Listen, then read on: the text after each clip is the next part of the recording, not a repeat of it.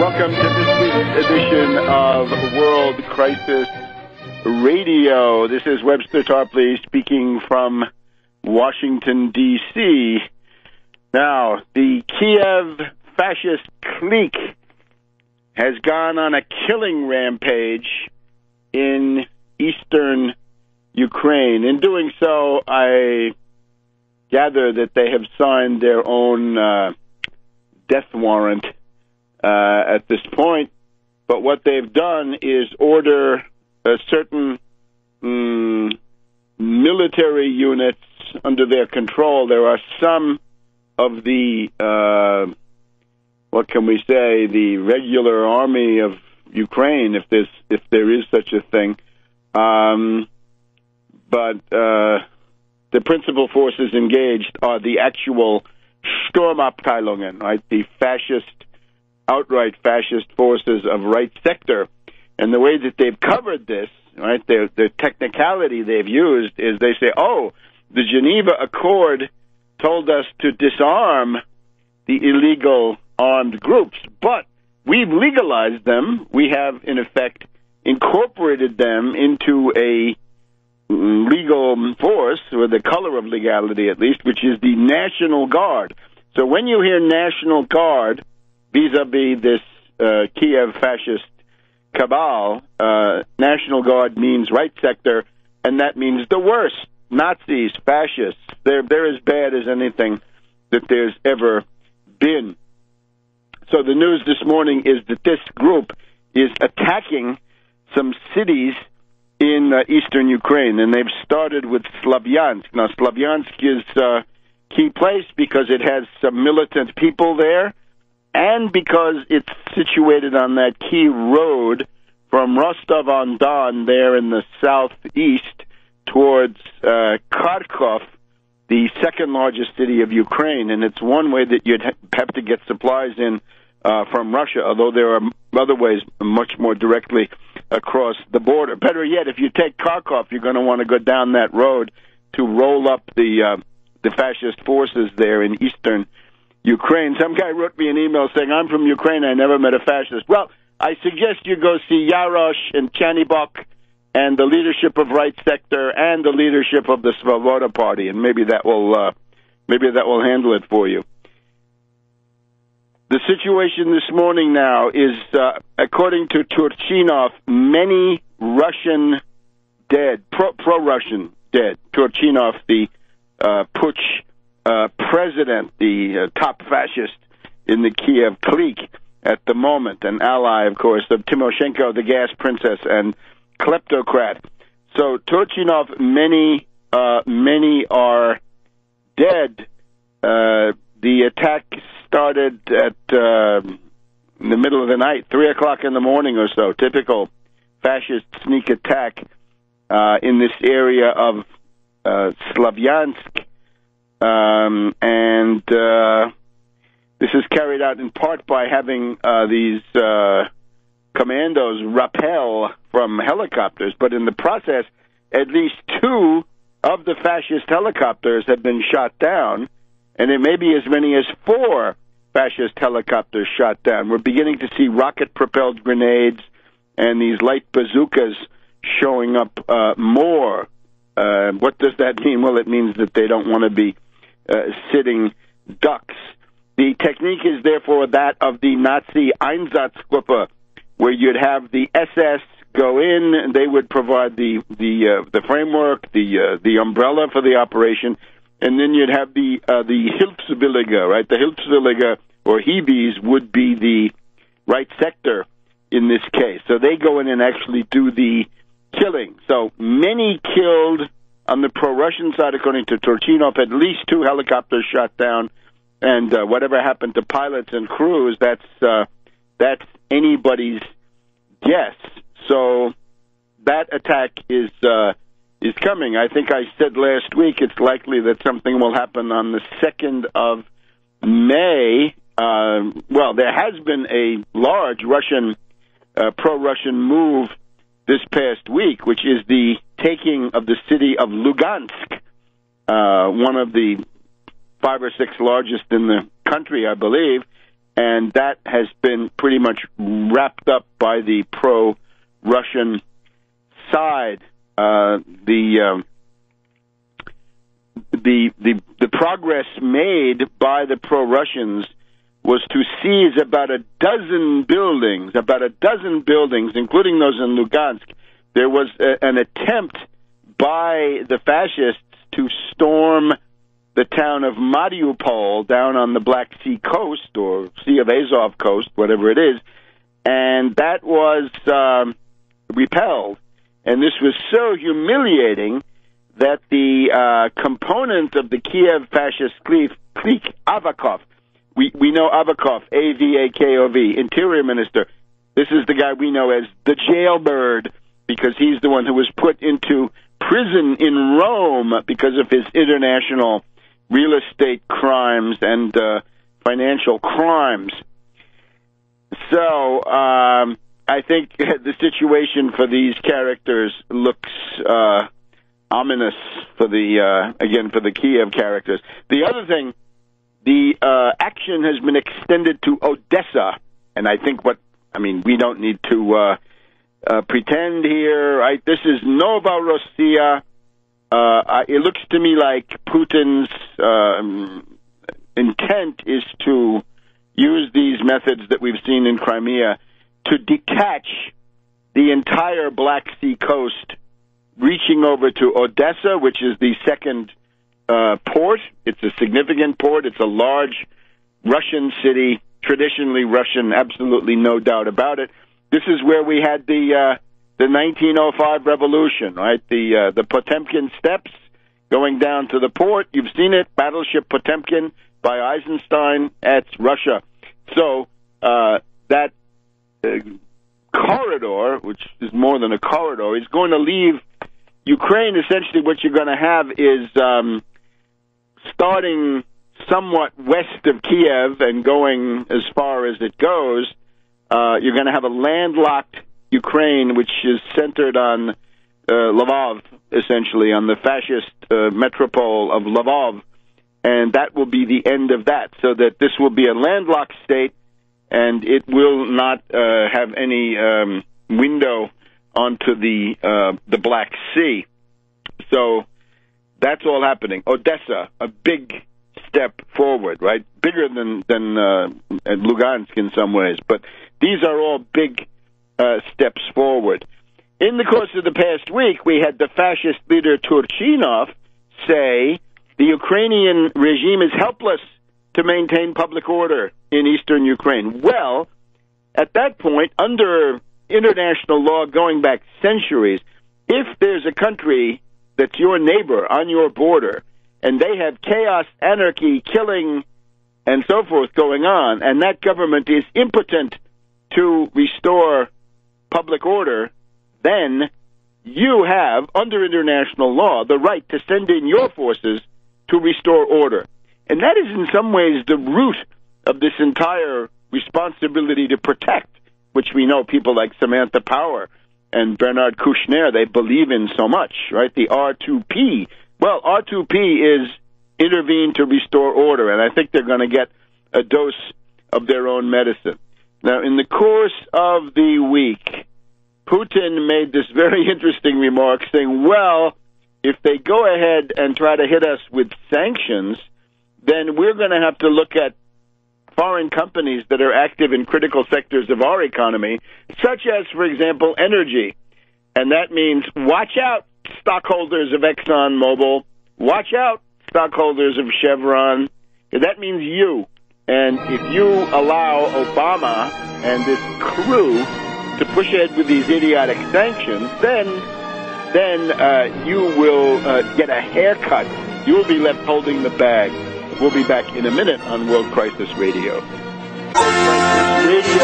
Let me just mention, if you're interested in showing some solidarity with Russia in this time of hysteria, right? We've got Professor Stephen Cohen and his wife, who runs the Nation magazine, right? This is Katrina vanden Heuvel of the famous CIA or OSS family. They say, oh, it's so terrible. There's no movement against this foreign adventurism, possible aggression, possible war that we had, right?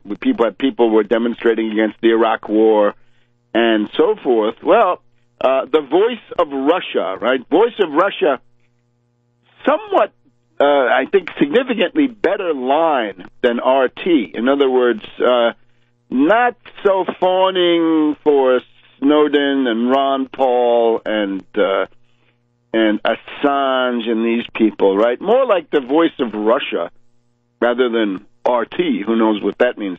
The voice of Russia will actually send you a St. George's ribbon. And this is important now. A week from today, here it is May 2nd in Washington. A week from today will be the 9th of May. This is when Russia, the Soviet Union, celebrates the victory over Nazism and fascism in World War II. Here in the West, it's actually the 8th of May. This need not concern us at the moment. So what you ought to do is go to the Voice of Russia page on the Internet, and you'll see that they're offering the St. George's ribbon, pro-Russian ribbon. It's actually orange and black, isn't it, with stripes? And they'll actually send you one. So you've just got to send them a mailing address, and that's a nice gesture. Right now, the UN Security Council is meeting, and I don't have reports on what's going on. I can imagine. Let's just go back to Putin for a second. He said, look, in terms of energy, we have to review the foreign companies that we've got working here in case these sanctions come down. Good idea for the presidents of ExxonMobil and Chevron to call up the White House and say, no, no, no, no, no. Not for those fascists in Kiev who won't fight. What kind of fascists are they? They don't even fight. Right? It's one thing to be a fire-breathing aggressor. We've seen that. Not good. But even more pathetic is a fascist who whines and says, we're helpless, says Turchinov. This is sort of postmodern fascism, I guess. All right. So Putin made the comments on energy. Putin then, yesterday, told the Ukrainian fascist group, you have to get your army out of southeast Ukraine. You got to get out of the south and the east. And that, of course, was to try to head off this terrible confrontation that's going on right now. This morning, the word from the Kremlin is, this is from Putin and from his spokesman, Peskov, that the Geneva deal is dead. That was the attempt to disarm the armed groups to get everybody out of buildings, everybody out of public squares. They never did it.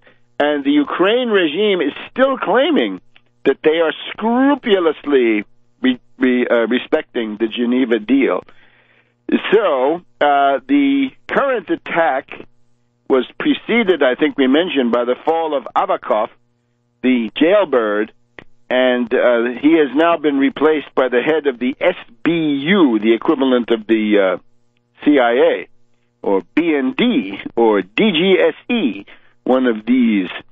So this is now in an escalated combat phase, and we'll have to see about that. I should have mentioned on the Einsatzgruppe, the most, or quite detailed and authoritative account of this, there's a book called Ordinary Men by a historian by the name of Browning, and he describes the Einsatzgruppe and the Hiwis and how this is all done.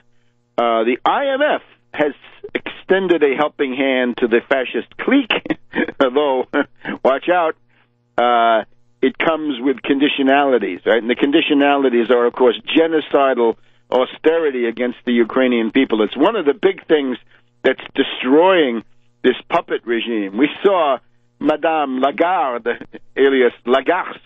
Madame Lagarde came out this week and said, we had to act quickly to save the situation there. But, of course, they're demanding their entire neoliberal wish list of lunatic genocidal austerity, double the price of gas, destroy the social safety net, gut the services, and so forth. They promised $17 billion. The immediately deliverable is at the very most, $3.5 billion. Most of that is owed to Russia. Let's see if they pay.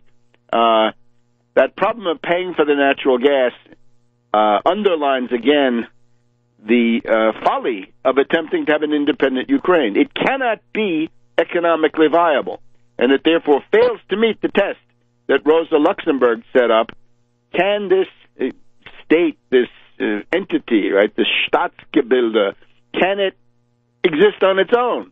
And the answer is always no. I think Russia would have a way to make Ukraine a profitable going concern, right? What with Donetsk, Donbass, Kryvyi Rog, iron, steel, coal, all the rest of it. That could be very, very important. Now we have Merkel here. This is the Chancellor of Germany, otherwise known on this program as Die Dumme Kuh, the former commie who came out of East Germany, right? She was told that capitalism is theft, and she wants to put this into action. So Merkel is here. Now, Merkel's message is actually, we hope, maybe not the worst for the U.S. characters to hear. And this is that German business does not want to sacrifice itself for the sake of this gaggle of fascists.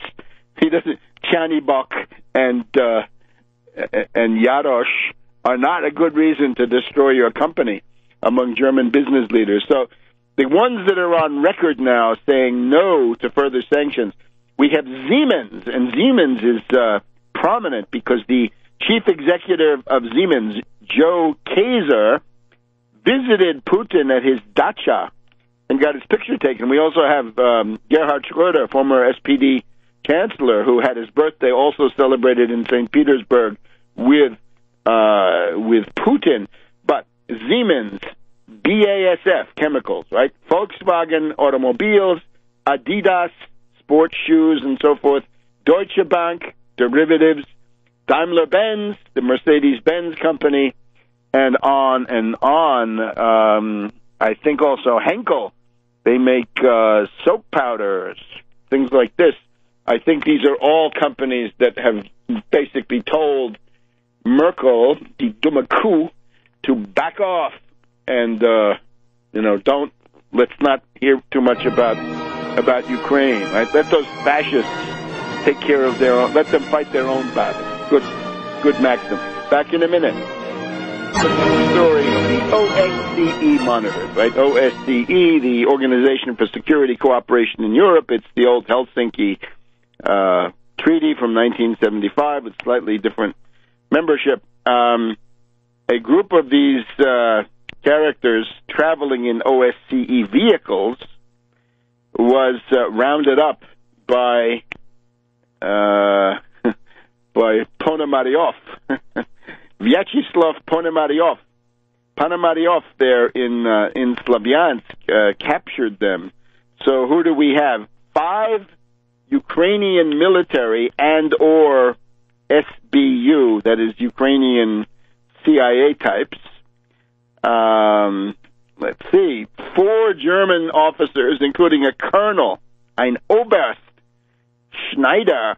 So the German officers were 4, 3 normal and 1 able to translate, but all of them German military officers, then 1 each from Poland, Denmark, Sweden, Czech Republic. So a broad spectrum of NATO forces. And what were they doing? Were they from the OSCE? No, they were not.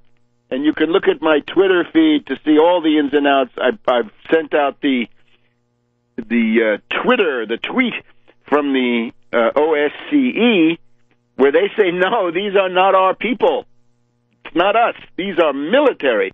They're there under something called the Vienna document, whatever that is, and they're not the OSCE, and they're not diplomats. They're all military officers. Military officers out of uniform behind enemy lines are what? Well, traditionally they're spies, and that may be what these people are doing. They're in a big bus, And in the bus, they had explosives and lots of ammunition. What could that be? A false flag, perhaps? Something like, trying to set up a new Gladio, as if they didn't already have it. It's called Right Sector. So you get the idea. So these people are captured. The one from Sweden is sick, so they let him go. They're still being held, and Ponomaryov wants to trade them. Now, where do these people come from? The Germans. It's a bilateral German-Ukrainian operation. It's not the OSCE. Do not believe it. It is not the OSCE. Klaus Neukirch of the OSCE went on television in Vienna, Austria last Friday evening, a week ago today, saying, and he says, these are not from us. The woman, the interviewer says to him, well, don't you do a risk profile before you do these things? He says, yeah, normally we do, but in this case we didn't because it's not our mission. Nicht unser Besuch, not our visit. That's the ORF. And you can find the same thing in Deutsche Welle, written all in German, except for what I've contributed. Take a look at Tarpley.net. Tarpley.net has my intervention on Press TV last Sunday night. That, again, these are not from the OSCE. They are pure NATO military, what we used to call the Hartruhe, right, the German Defense Ministry. And where are they from? Well, there's this place called Geilenkirchen. Geilenkirchen is a big NATO base north of Aachen, and this is where the AWACS airplanes fly from. So this is top-level NATO military intelligence, reconnaissance, observation, and they're a unit of the Bundeswehr, the German army, called the Zentrum für Verifikationsaufgaben, Center for Verification Tasks, or maybe enforcement tasks if it's an arms control treaty, but verification. Trust but verify. Well, verify these guys. They're all from the Bundeswehr. And the leader is a colonel. He's not a diplomat. So that's who you have. And the comedy was that they were taken probably last Thursday, and the negotiations were originally in the hands of the German Defense Ministry. But this was embarrassing. So the German Defense Ministry and others had to lean mightily on the OSCE, saying, look, keep up our camouflage. Don't blow our cover. We're trying to create the illusion that these people are from the OSCE, and don't you get in the way or else. All right, fine. So that's what they did. But then they tried to get Lamberto Zanier, an Italian diplomat, is the general secretary of the OSCE, and Deshitsia, the Ukrainian foreign minister, was saying on Saturday and Sunday of last week, Zanier is coming. He's going to negotiate. He wants to come and talk to these to the pro-Russians, to Ponomaryov and others. But Zanier didn't and hasn't, as far as I can see. He never went. And the other problem is that there's a rotating presidency, which is not being general secretary, but sort of being a figurehead. And the guy doing that is Swiss, and he seems to be more willing to play along than Zanier. Zanier is from far northeast Italy. He's not playing along with that so much.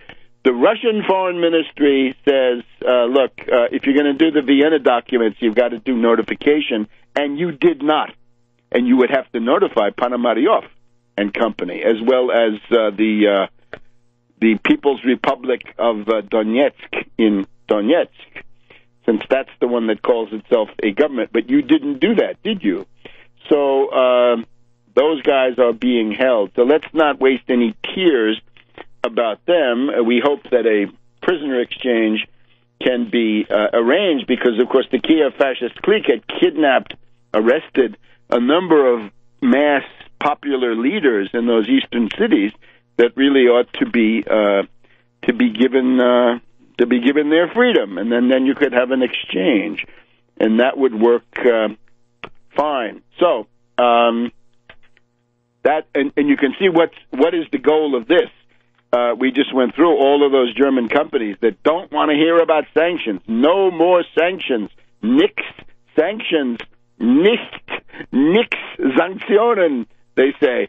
Well, then you've got to get some hysteria going, and what better way than to allege that these 4 German officers are really diplomats and they're really being held by nasty Ponomaryov, even though they're from the OSCE. So there you have that, and of course, as I think the Russian Foreign Ministry said today, this attack now on Slavyansk is not helping the condition of those guys, right? Maybe one of the goals of this is that the right sector would like to kill all of those officers and then try to pin that on Ponomaryov and his forces. All right. Now, Breedlove, the NATO commander, is a jerk. Breedlove of NATO, and he says, "Oh, look, we're sending these troops, these token forces, 150 here and there, Baltic states, Latvia, Lithuania, Estonia, Poland. This just to reassure them it's all defensive. Don't worry. You're a fool, Breedlove." And what this actually shows is the American people never knew what was being sold to them. This is now one of the crimes of Clinton. Clinton is responsible. Under Clinton, NATO expansion was pushed. In 1990-1991, Manfred Werner, the head of NATO, said, "We are not going to push NATO to the east. We're not even going to push it into the eastern part of Germany. We're going to leave East Germany free of NATO." And that maybe, according to some, has been respected. But what good is that if you then push on to Poland and Latvia and Lithuania and Estonia, practically to the gates of St. Petersburg? It is time to roll back that folly of NATO expansion that now makes the United States the slave to hotheads, fascists, revanchists, lunatics in all of these little countries that need to learn to get along with Russia, but now we've encouraged, their most adventurous sort of politics, right? Netanyahu-style leaders have the upper hand in most of these places. Right? See the Kaczynski twins and the people in those Baltic states. Back in a minute.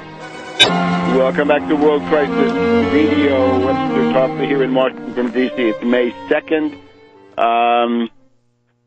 In terms of anniversaries, right, this coming week, Grant and Sherman, 150 years ago, began to move south to crush slavery, one of the greatest victories for humanity and one of the greatest defeats for oligarchy and, to be sure, the British Empire that were backing the Confederate States of America.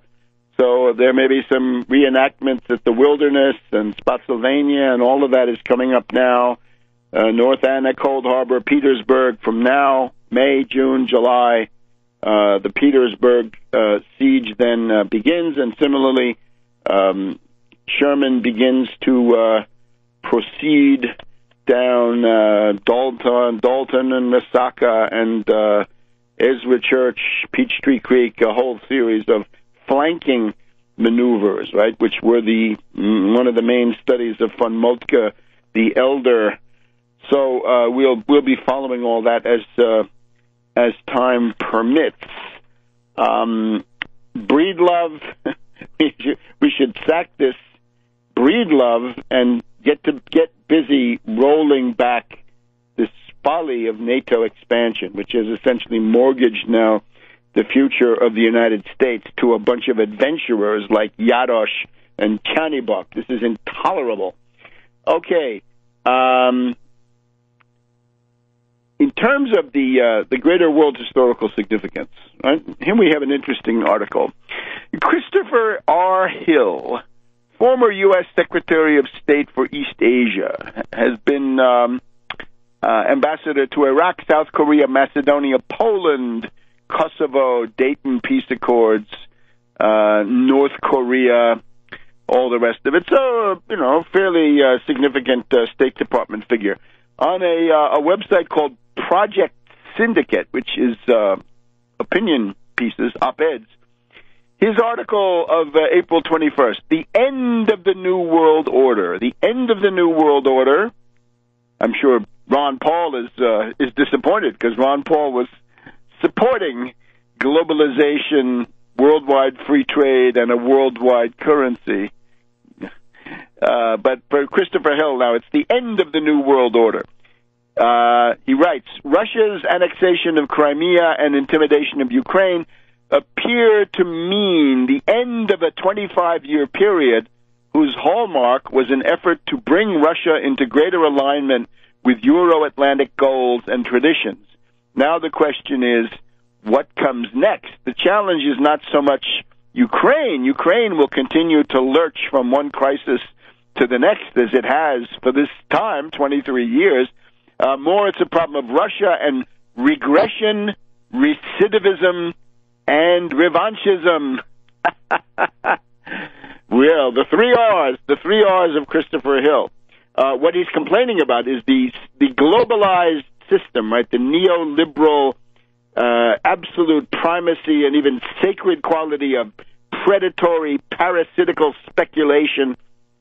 And indeed, the backup of that was NATO running wild across the earth with really no break, no check. And that, I also believe, is ending. So I welcome that. We've just got to make sure that it goes far enough and fast enough. Now, in this regard, we have the distinguished Russian economist Sergei Glazyev, and he has been putting out in the second half of April at a meeting of the Moscow Business Forum and other settings. He has put forward a series of economic measures, self-defense, dirigism. I think it's one of the Russian publications says Glazyev is a dirigist. Yes, dirigist, protectionist, neo-mercantilist. You can call it what you like. This is what Cassius Clay, Lincoln's ambassador, was trying to convince the Russian manufacturing class to drop free trade and go with protectionism, and that was the night the British ambassador's aide freaked out. So Glazyev says, let's get ready, let's be ready if the U.S. hits us with heavy sanctions. Notice Glazyev himself personally has been sanctioned, right, along with Rogozin and some of the oligarchs, frankly, that are close to Putin. He makes clear one obvious one that will get everybody's attention, right? If we are sanctioned by the U.S. in a heavy-duty way, we must default on all U.S. loans. Don't pay. Of course not. What, are you crazy? You're not going to pay. Others in Moscow had talked about confiscation of U.S. investments and property. That's certainly a definite possibility, right? Remember, the great principle of international affairs is reciprocity. You do something to them, they are guaranteed to do it to you as soon as they can and as soon as they're capable. Now, he also wants to increase the international role of the ruble. This is a good thing. The only thing is you got to realize what it takes. And what it takes is a broad, deep, liquid treasury bonds, treasury bill market, GKO market. You got to be able to handle $1 trillion a day and $4 or $5 trillion on special days without batting an eye. And that takes some doing. Right? It took the U.S. 100 years to get more or less to that point. He also wants to transfer Russian assets that have to be abroad from aggressive pro-NATO countries to other countries that are more neutral. And then the most interesting part comes when he says, if we're cut off from foreign lending, if we can't get loans from the London market, if we can't float Eurobond loans or whatever it is, then we've got to go to an autarchical system. The autarchical system would be having the Russian central bank deliver cheap, long-term credit for production. Does that sound familiar? Cheap, long-term credit for production. This is essentially a version of what I have been recommending all these many years, which is a credit stimulus, 0% or as close to that as you can get it, 0% long-term century bonds if needed, and preferentially channeled into productive activity, infrastructure, and agriculture and manufacturing as a means of keeping the national economy going. So this is the interesting part of Glazyev. It's a very interesting package. The thing that he doesn't seem to have, and maybe I just haven't got the right forms of his statement, you're going to have currency controls and exchange controls. This was already true for Mahathir Mohamad and Malaysia back in the Asian contagion, almost 20 years ago now. 1998, the Asian contagion, the country that came through that best was Malaysia, because they put in exchange controls and capital controls. That's what you're going to have to do. And again, you have to realize, what's the story in Moscow, right? You've got two groups. The Siloviki. Siloviki are the power ministries, right? Defense ministry, interior ministry, with all the police, the FSB, the KGB, and so forth, right? The people that have armed men ready to go, and military hardware, and so forth. So the Siloviki. In a situation of exacerbated international tension, as you have now, the Siloviki would go to the fore. But on the other side, you've got the oligarchs. And Putin, again, has always had this relation to the oligarchs since the Khodorkovsky arrest of 2003. It's, you oligarchs don't interfere in politics, and you can then get away with a lot in terms of what you do in economics. Now, the oligarchs are a chastened crew, right? Berezovsky is dead and so forth. But in the group around Putin, you have got German Gref and you've got Kudrin that I've talked about continuously. Those guys are still arguing for neoliberal economics and free trade. Back in a minute. Well, welcome back to World Crisis Radio. This is Webster Tarpley here in Washington, D.C. Now, we have a special guest right now, friend of the broadcast, Reverend Edward Pinckney of Benton Harbor, Michigan, who has been fighting against the Governor Snyder emergency manager regime, the dictatorship over many towns in Michigan, from Detroit to Benton Harbor, across the entire peninsula, but also the fact that Benton Harbor has been made into a kind of company town or plantation of the Whirlpool appliance manufacturers. And we were shocked this week, and I hope Reverend Pinckney will correct me if I'm wrong, that he was attempting to organize signatures for a recall to challenge the high-handed, outrageous actions of Mayor Hightower, I guess it is, and somehow this led to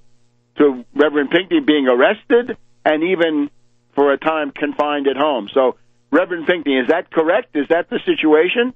That is absolutely correct, Webster. I tell you, it's been one of them weeks that you dream about as an activist, but the only shame part about it that you was arrested.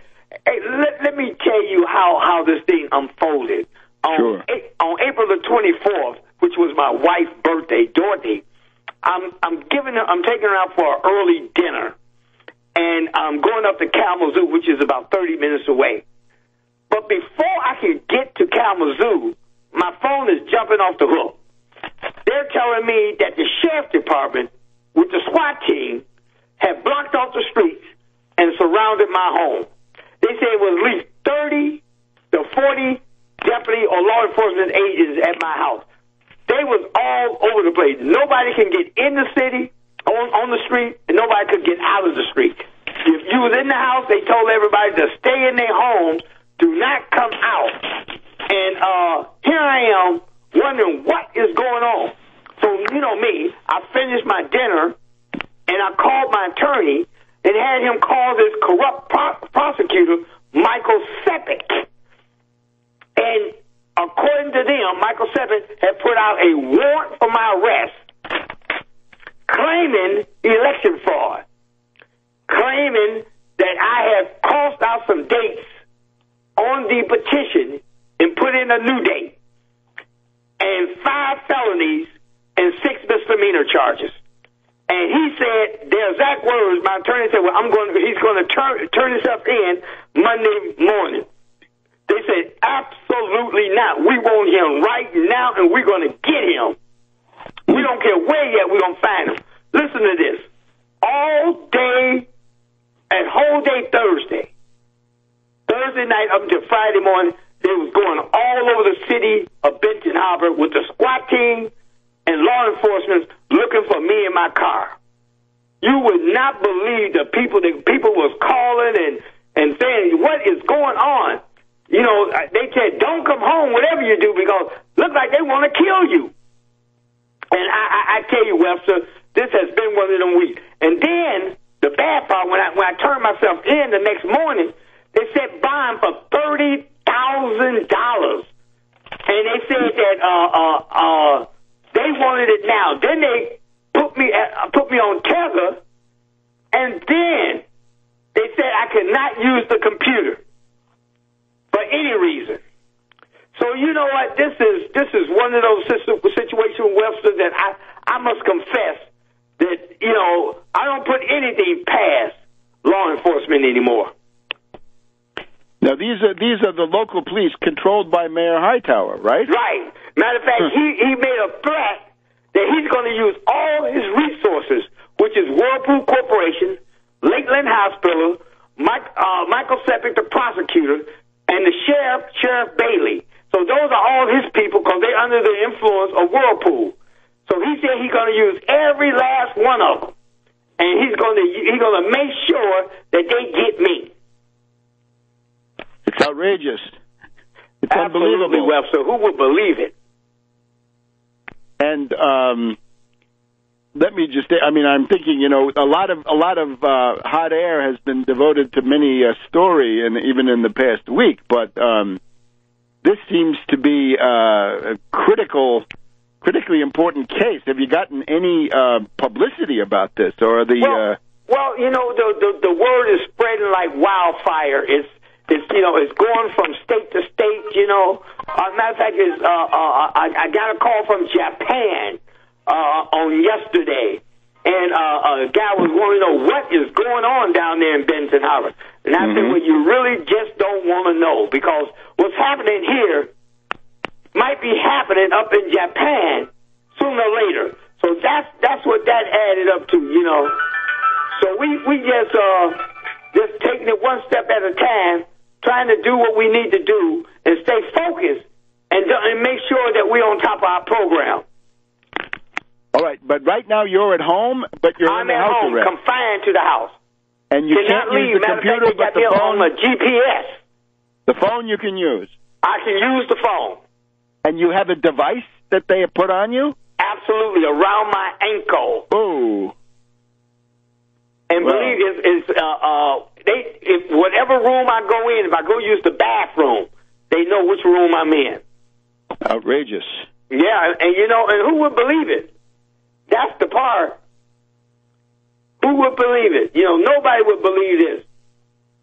So, you know, we're just staying focused, doing the things that need to be done, fighting this battle, and taking it one step at a time. And, you know, I went to court this morning, and 3 of the judges recused themselves. They said that they don't even want to touch this mess, because that's what it is, nothing but some mess that they created. And one judge I really didn't want. And he was like, and we almost got him, and I know I would have been unhappy. I got it. Reverend, why don't you tell people how they can help you? I mean, $30,000 bond, you know, people can contribute. And my lawyer probably costs about $50,000. He's going to pay, at least that's the minimum I have to pay him, $50,000. All right, so how can people help?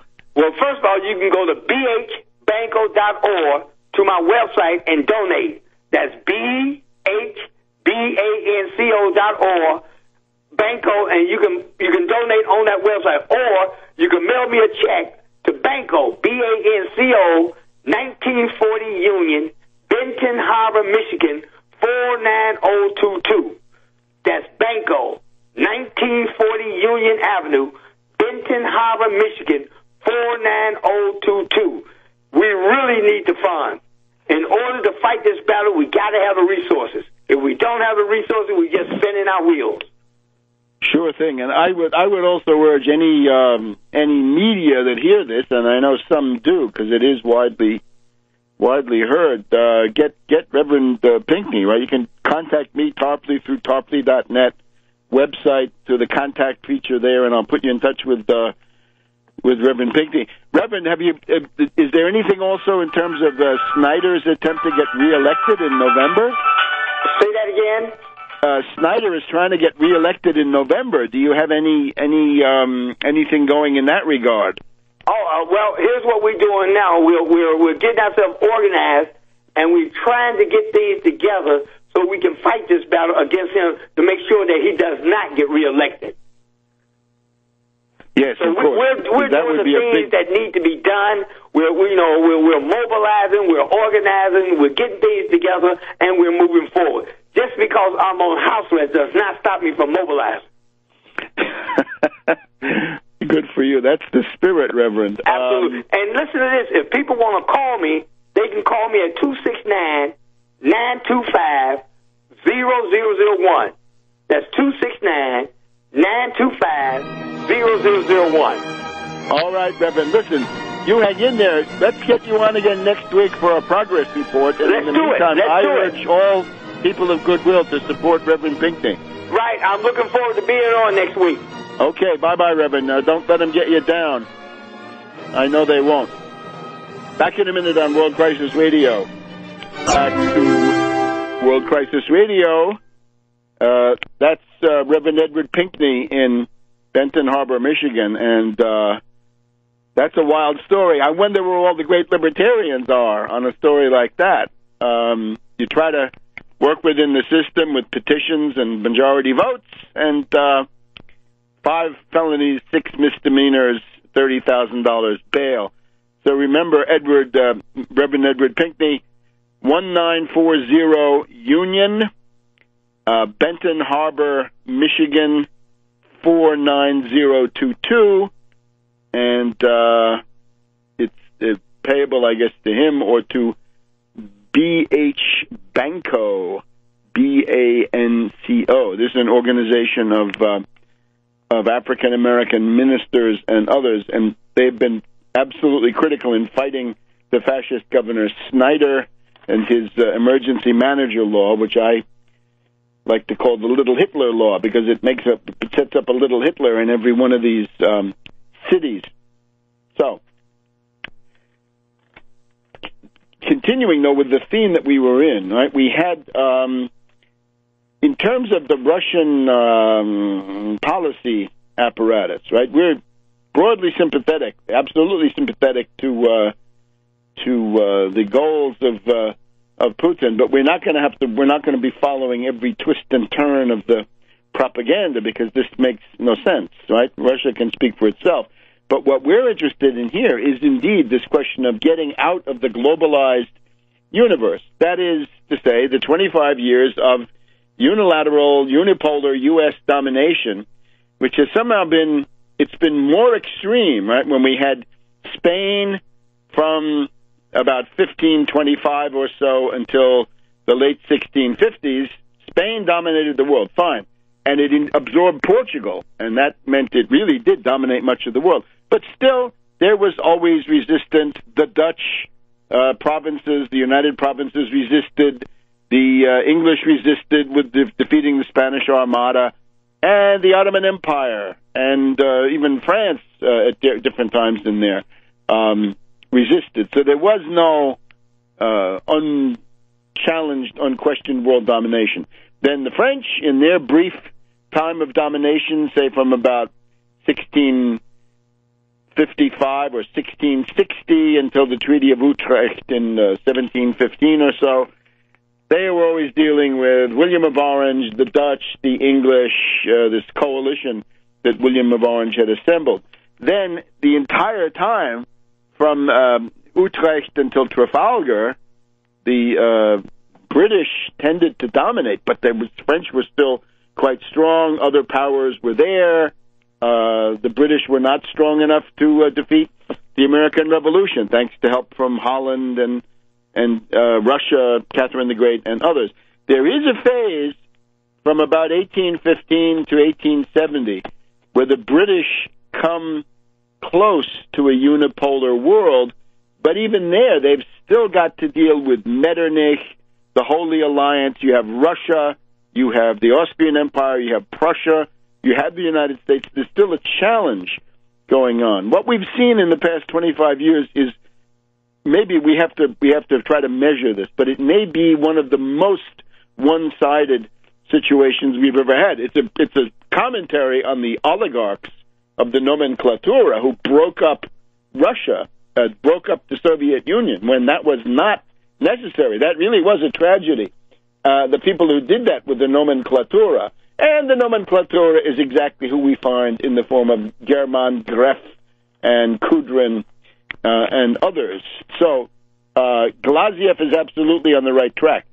If you get hit with economic warfare, you've got to retaliate with economic warfare. You default on U.S. loans, confiscate U.S. property, and, of course, other countries that foolishly go along with this. You're going to need, and this I think this is maybe so obvious that he doesn't put it in, you're going to need capital controls and exchange controls, even though the neoliberal Greff, Kudrin don't want that. There used to be a third person in that group, by the way, Hilarionov, but he defected. He turned against Putin, and he teaches somewhere in New York City now. The great benefit of Glazyev is to talk about the mobilization of the Russian central bank for dirigistic credit, cheap, long-term credit for infrastructure production and the financing of commerce, agriculture, and all the rest. So these things are important.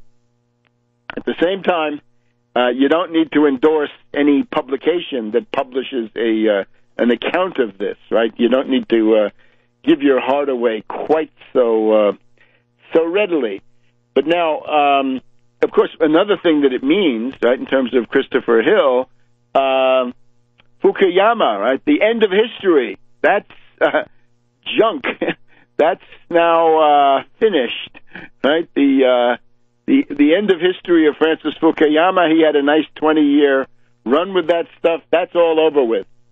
Even George Kennan in the 1990s, by the way, we find, recommended against the extreme NATO expansion in the way that this was done. Right? You're gonna die for Estonia? Get serious.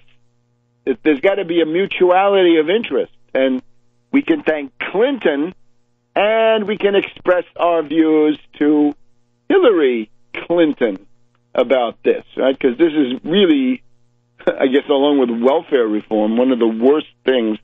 Well, along with derivatives and the abolition of Glass-Steagall and the rest of it, this is terrible heritage from Clinton. The people who supported him uncritically at the time, they should think about it, right? Some of the ones who'd like to forget that.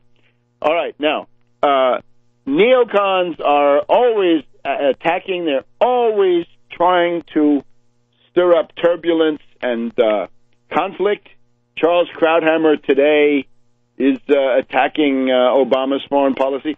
Obama's foreign policy is broadly representative of what the American people want. That is to say, to back off from this stuff, to not be upfront in attacking Russia.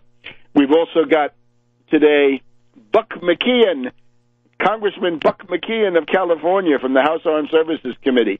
He doesn't like what went on in Syria. He doesn't like what went on in what's going on in Ukraine. And they're going to have hearings next week on the defense budget. The point of all this is these critiques are a mishmash because they want to criticize Obama for bombing Libya, which I agree, that's terrible. And at the same time, they want to criticize him for these relatively feckless sanctions, which he's simply using to cover himself in terms of public opinion, which is fine. Fine that he does it, not their criticism. Back in a minute on World Crisis Radio. Welcome back to World Crisis Radio. So, Krauthammer wants hostilities. They all claim they don't want war, but they just do things that will lead in the direction of war. And then later on, they'll they'll demand more. Right now they say nobody's thinking about boots on the ground. Well, Diane Rehm this morning seemed to be thinking about boots on the ground, but that's what they tell you now. Wait till you go a little bit further down the road. So Obama is not the worst in this picture. Attack some others, right? Some of the ones I've mentioned. Attack Kerry, attack Rice, attack Newland, attack Piat, and some others. Now, speaking of this, we have Anne Marie Slaughter, who she, of course, is one of these humanitarian bombers, right? One of the people who wants to have conflict. She wants the U.S. to bomb Syria, in effect. And, of course, she's intensely preoccupied with the privileges of oligarchical women here in the United States. That's her other specialty. But she has an article in this same package, along with Christopher R. Hill, that the New World Order is in danger because of the evil Putin. Anne Marie Slaughter, helpfully, she suggests a way to do it. Don't try to do the frontal attack through Ukraine, because the resistance to that is widespread, because people know they can get their heads blown off by a Topol missile with a hydrogen bomb on it. No, says Slaughter, stopping Russia starts in Syria. The solution to the crisis in Ukraine lies in part in Syria. Obama should order an offensive use of force, not just drones. That's not enough, not covert. And that's going to change the strategic calculus in Damascus, Moscow, Beijing, and Tokyo. How did Tokyo get in there? Well, anyway, you see what the idea is. So this is the group that we were following, right? Kerry, Samantha Power, General Petraeus, General Keane, Tim Kagan, I'm sure, and the rest of them. Now, speaking of the Kagans, we've got them too. The Kagans, they are up, I guess it must be today. Yes, today. Robert Kagan, this top neocon advisor to Mad Dog Romney in the campaign, along with all the rest of the bellicose chicken hawk neocon, senior fellow at Brookings, his monthly column. Okay, he's more concerned with Egypt. We're going to get to him in just a minute, but you get the idea that they're interested in lashing out. Right? They've got to get something going somewhere so that they can change popular thinking. It's actually David Ignatius who is looking for ways to attack Syria. David Ignatius is in Rabah al-Saran, Jordan.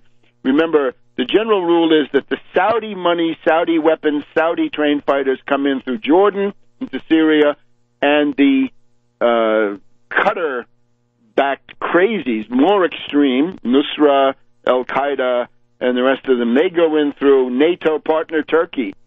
This whole NATO thing has got to be radically reevaluated. What are you going to be, in a war for the sake of Erdogan, of Turkey? This is all crazy. We need to go back to purely defensive or not at all. And defensive does not include supporting rebellions and color revolutions. So most likely NATO has to come to a rapid end. According to Ignatius, they're still in despair, right? Aleppo is, I think by the end of the summer, the fighting in Aleppo will be over. But Ignatius's point is the rebellion against Assad is headless and leaderless. Yeah, good. Wonderful qualities after 3 years and a half of fighting. On the southern front alone, the Jordan front, 55 separate brigades, and now they're concerned that the crazies, the Nusra, the ISIS, and the rest of them, funded by Qatar in the north of Syria, they're now trying to get in through Jordan, although that hasn't been working so well. And here we have an interesting quote from another State Department worthy. This is Ryan Crocker, widely respected former U.S. ambassador to Syria and Iraq. This is the Crocker Bank, I believe. He talked to a think tank in Washington on Thursday, quote, as bad as the Assad regime is, there is something worse, which is extreme elements of the opposition, close quote. Bravo Crocker, now why don't you change your lunatic policy of supporting these people if they're worse, right? Because that's who you're going to get. You're going to get in revolutions, it's generally the most radical faction that takes over. But you see, with Dean Slaughter, right? Anne-Marie Slaughter, this charming lady, she wants to attack Russia by humiliating Putin in Syria. Now, Kagan, his shtick is that he wants hostilities with Egypt, a partnership that damages the United States. Now, you know what this is. General Sisi is running for president. I would add, Hamdin Sabahi, the Nasserist, is also running for president. Between these two candidates, I would say, you compare that to the Republican field, Egypt is doing significantly better than the Republican Party. Kagan, and this is, I have to talk about Kagan as Mr. Victoria Nuland, right? Mr. Victoria Nuland, i.e. Robert Kagan, says, one wonders how much further the United States will allow itself to be dragged down into the deepening crisis that is today's Egypt. Now, remember, his brother, Frederick Kagan, and his sister-in-law, Kim, are working with General Keane and Petraeus to help Kerry and Samantha bomb Syria, but now he's concerned about Egypt, right? And, of course, this is terrible. He says they're trying to wipe out the Muslim Brotherhood, and that's no good. Well, what he's whining about is there was a CIA alliance with Morsi and the Muslim Brotherhood. And remember, the breaking point with Morsi, the Egyptian army, Morsi wanted to commit the Egyptian army in a war against Syria to try to bail out the crazies in Syria. This is no good. The American people will not support such a policy.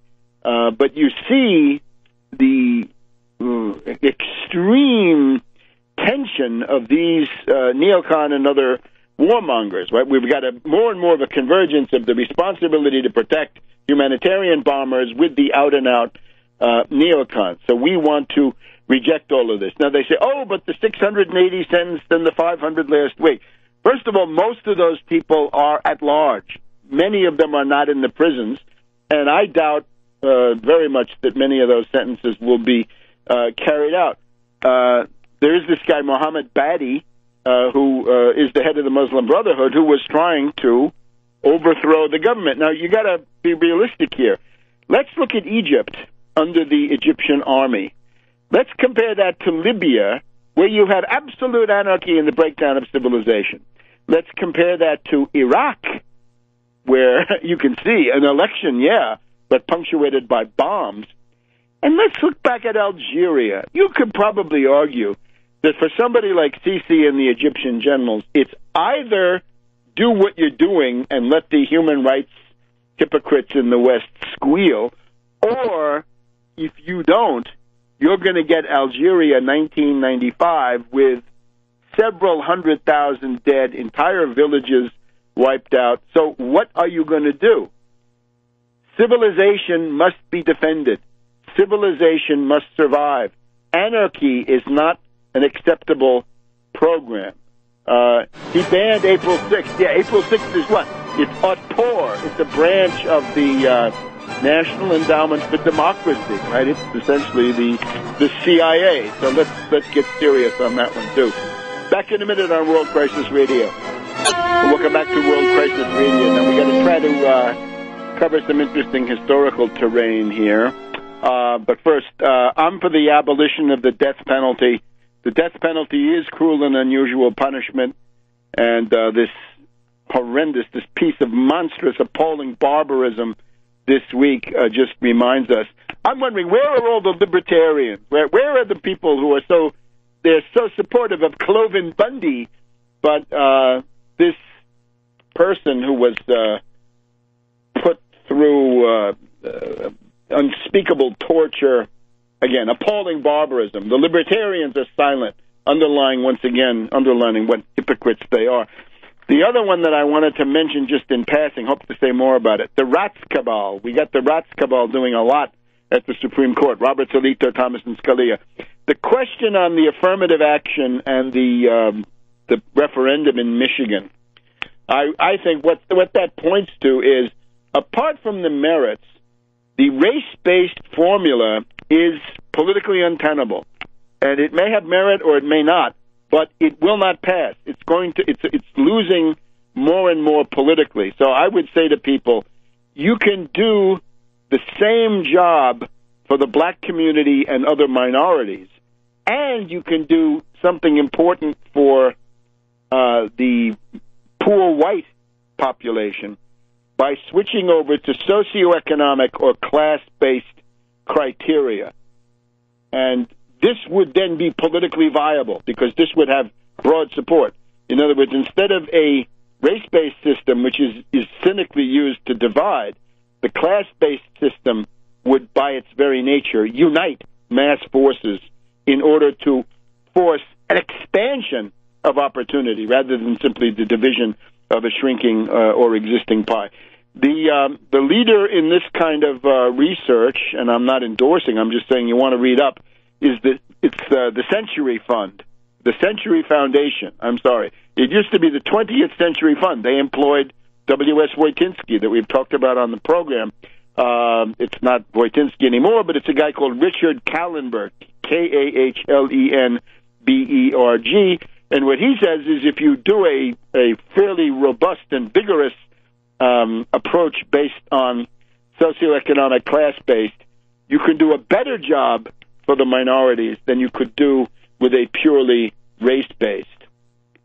So there were all kinds of things going on there. Also, we have to note, Scalia is obviously senile, right? He gets his facts mixed up in the opinions that he writes. But now, to push ahead, remember, we can't let this Cloven Bundy thing go by. And remember my thought experiment last week. What would the world be like if somebody like Cloven Bundy wins? If the Cloven Bundys of the world prevail, what's it going to look like? And I tried to point to these imperial knights, the Reichsritter of the Holy Roman Empire, right? Goetz and Ulrich von Hutten and Sickingen and the rest of them. And what a wretched life they have, as Ulrich von Hutten complains, that I got to wear armor everywhere, I have to make alliances with some lord, and then I have to fight his enemies, and it's just a wretched life. And he says to his correspondent, you guys living in cities have it much better, because, again, you have law and order, even if it is an oligarchy. Let's just look at one example. My thesis is that the most grotesque examples of oligarchy in the 1500, 1600, 1700 period are being visited on the United States today. Let's just take one example. The cuius regio eius religio.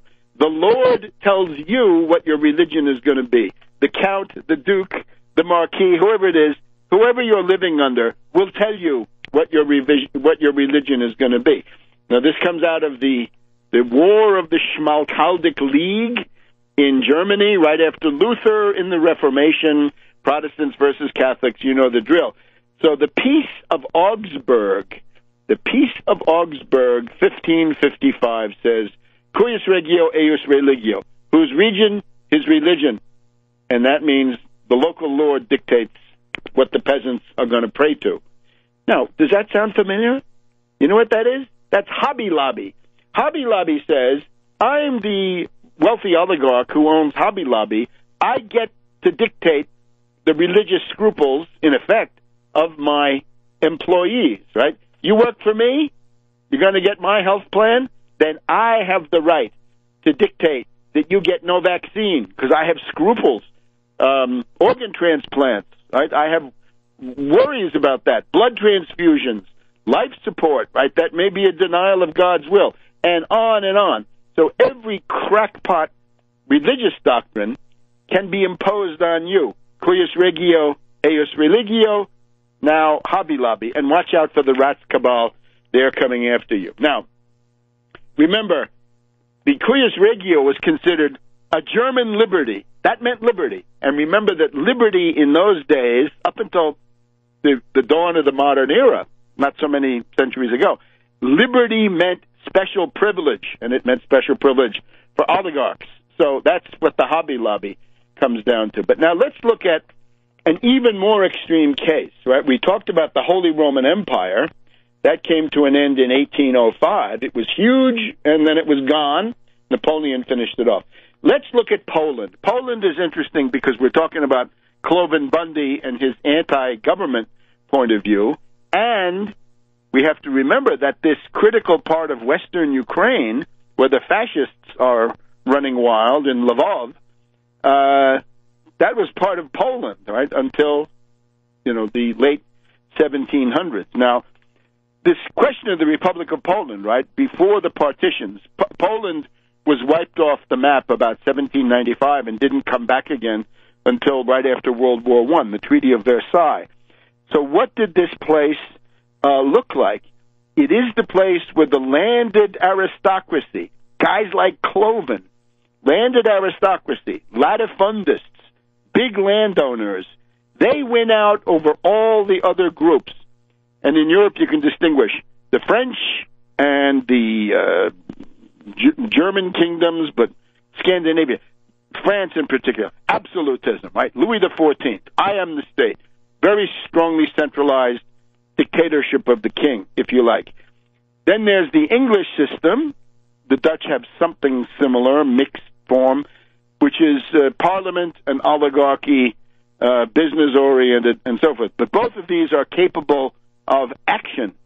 In the case of Poland, the landed aristocracy, the so-called Szlachta, the low level, and then the magnati, the big sort of princes, they win out. This is a fairly numerous group. Estimates go from 8% to 15% of Poland were noble. Noble. That's way, way higher than any place else. The low end of the scale is England, right, where the country squire is a squire, he's a landowner, but he's not noble in the English system. Now, the old Polish kingdom, it's an elective monarchy, like the papacy, like the Holy Roman Empire, right, where you have to elect the next king when the old one dies. And the main issue here is, once again, not German liberties in Poland, but Polish liberties, known as the Golden Liberty. The Golden Liberty is a fierce suspicion of central authority and a perpetual invitation to foreign interference, because in the Polish Diet, the Polish Diet breaks up into a French party, a Swedish party, a Russian party, and from time to time maybe a German or Prussian party towards the end. The royal elections were a cockpit of foreign influence, bribery, and intrigue. Now, this place was strong enough to save Vienna and Europe from the Ottoman Turks in the 1680s, but then by 1795, 1800, it's gone. It's totally disappeared. It's partitioned, broken up among Russia, Prussia, Germany, and Austria. Now, how did this come about?